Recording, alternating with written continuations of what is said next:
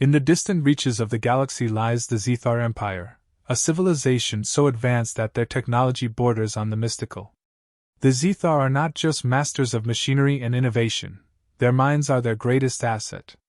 Telepathy is as natural to them as breathing, allowing them to communicate across vast distances, share complex ideas instantly, and even influence the thoughts of others. At the heart of their empire is the Queen, the most powerful telepath of them all. Her abilities are unmatched, making her not just a ruler, but a symbol of unity and strength for the entire race. The Zear have thrived under her guidance, their empire expanding to corners of the galaxy others could only dream of. But within the vastness of their power lies dissent. A rogue faction, envious and hungry for control, sees the Queen not as a leader but as a tool. They plot in the shadows, whispering their plans through the very telepathic networks that bind their people together. They know the Queen's powers could be harnessed, twisted to serve their ambitions. Their coup is swift and brutal. The Queen, caught off guard by the betrayal, is captured in a carefully orchestrated strike. The rogue faction's leader, cold and calculating, devises a plan to imprison her far from the heart of the Empire, where she could never be reached or rescued. They choose Earth, a backwater planet, primitive in their eyes, with a species too undeveloped to pose any threat. Earth's lack of advanced technology makes it the perfect prison. The Zear's leaders believe that on this planet, the Queen will be isolated, unable to escape or communicate with her people. She will be as good as lost, and with her, the greatest threat to their plans will be neutralized.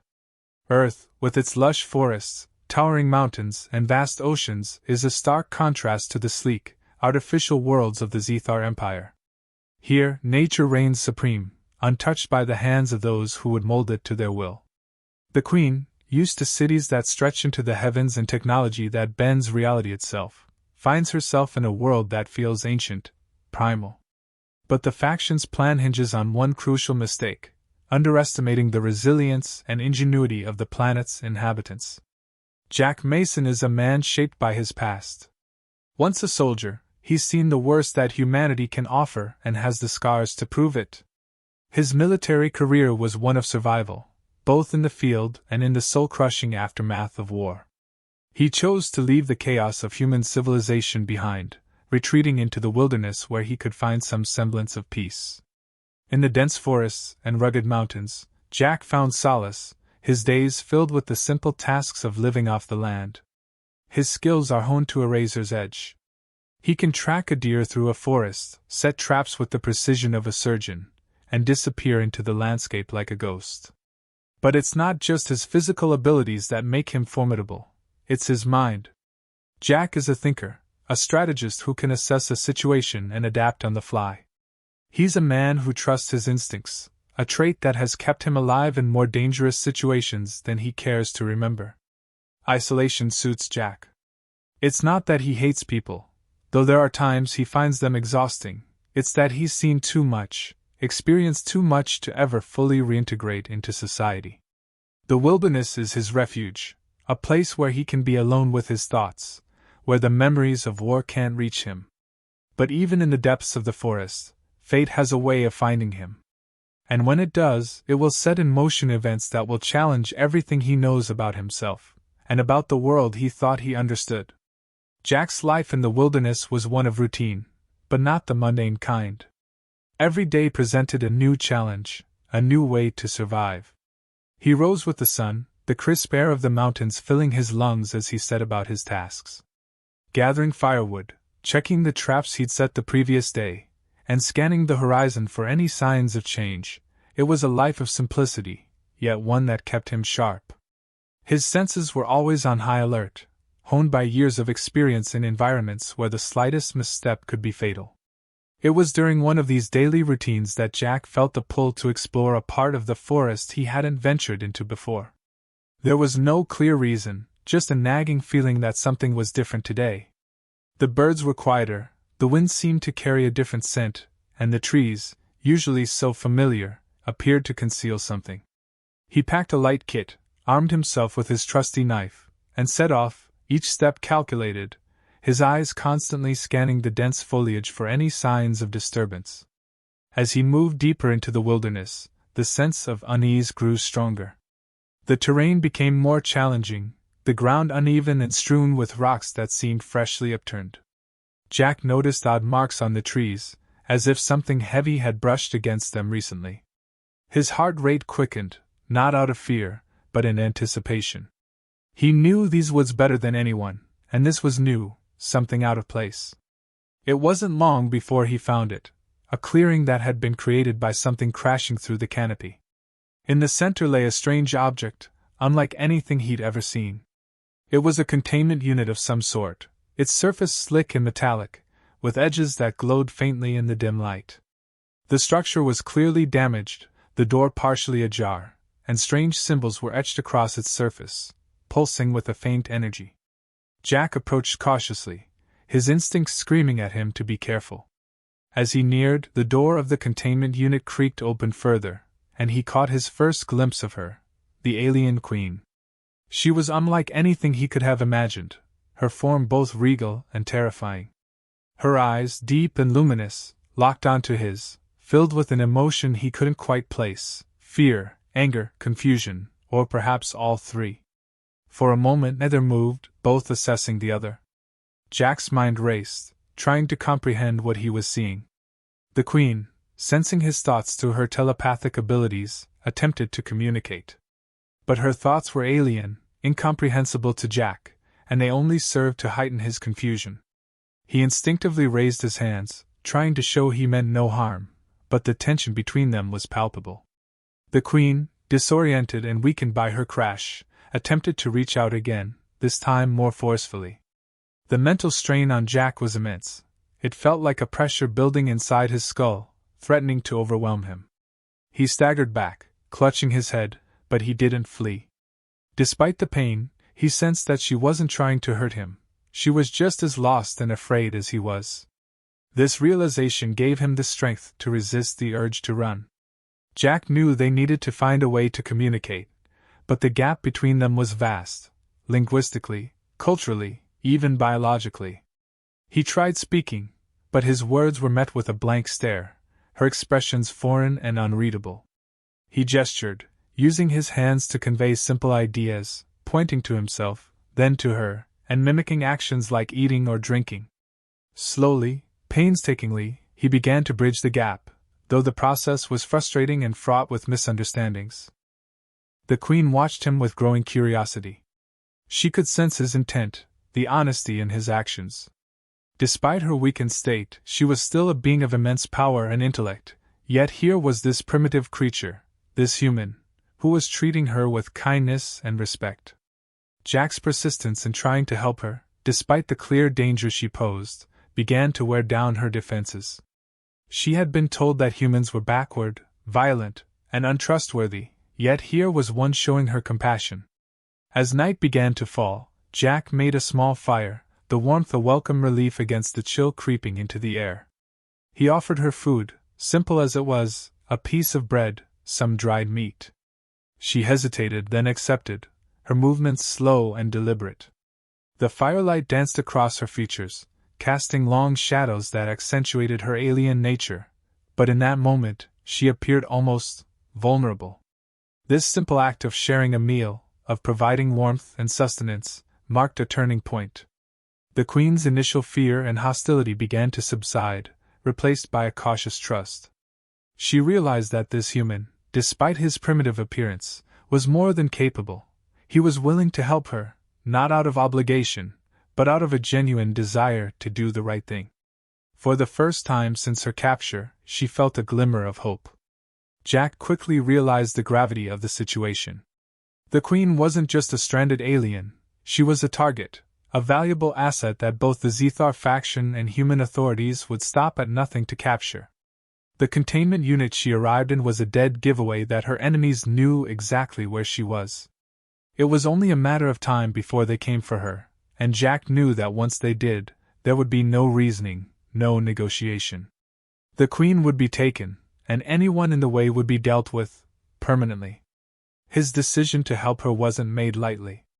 Jack had lived alone for years, avoiding conflict, but this was different. He couldn't ignore the fact that she was in danger, nor could he overlook the implications of what would happen if she fell back into the wrong hands. The risks were immense, navigating the wilderness with an alien unfamiliar with Earth's terrain, avoiding detection by those who would undoubtedly be searching for her, and finding a safe place where they could regroup and plan their next move. It was a challenge like none he had faced before, but there was no turning back.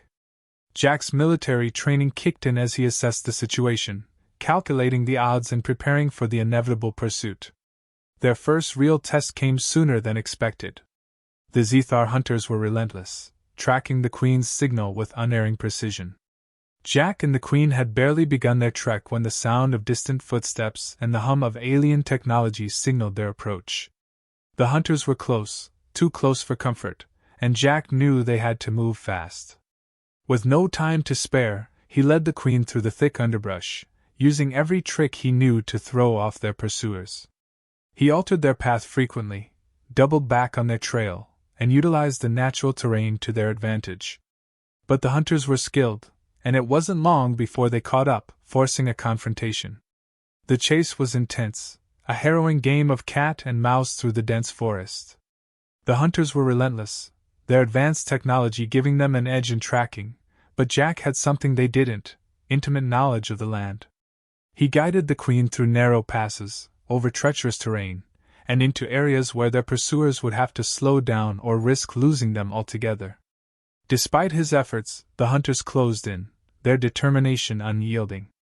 It was during this desperate flight that the Queen's powers began to surface. As they reached a dead end, trapped between a sheer cliff and the advancing hunters, Jack prepared for a last stand.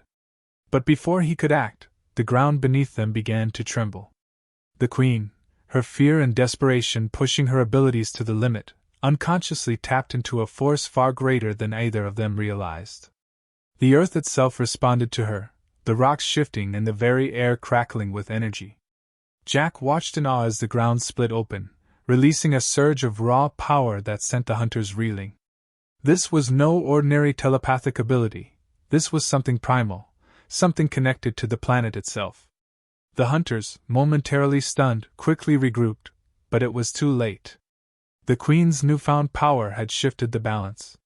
She didn't fully understand what had happened, but the effect was undeniable. The energy she had unleashed was ancient, a force that had lain dormant deep within the Earth's crust, waiting for someone, or something, capable of wielding it. The Zear had brought her here because they believed this energy could be the key to their dominance, but they had underestimated its true nature. This power wasn't just a tool to be used. It was a force of nature, one that responded to the Queen's will but also to the very essence of the planet itself. Jack realized the significance of what had just occurred.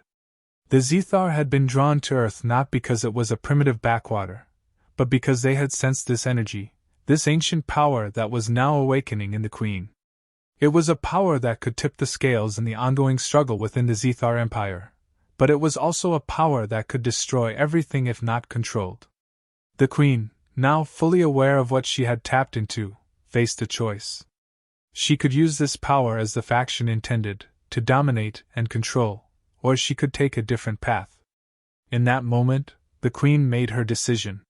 She wouldn't be a pawn in the faction's game, nor would she use this power to conquer. Instead, she chose to protect Jack, protect Earth, and protect the very energy that had lain hidden for so long. This wasn't a weapon to be wielded. It was a responsibility, one that she would bear not just for herself, but for the world that had unknowingly safeguarded this power for millennia. Jack and the Queen, now bound by this shared purpose, prepared to continue their journey, knowing that the challenges ahead would be even greater, but also knowing that they had a chance to change the course of events in ways either could have foreseen. As Jack and the Queen pushed further into the wilderness, the landscape began to change. The dense forest gave way to a more barren, rocky terrain, where the remains of ancient structures lay hidden beneath layers of earth and vegetation. These ruins, half buried and forgotten, told a story that neither of them had anticipated. Jack noticed the strange symbols carved into the stones, eerily similar to those on the Queen's containment unit. The markings were worn by time but still held a faint energy, a link to a past long obscured. As they explored further, the Queen began to sense something familiar about these ruins. Her telepathic abilities allowed her to tap into the residual energy left behind, revealing glimpses of a time when the Zear's ancestors had walked the Earth.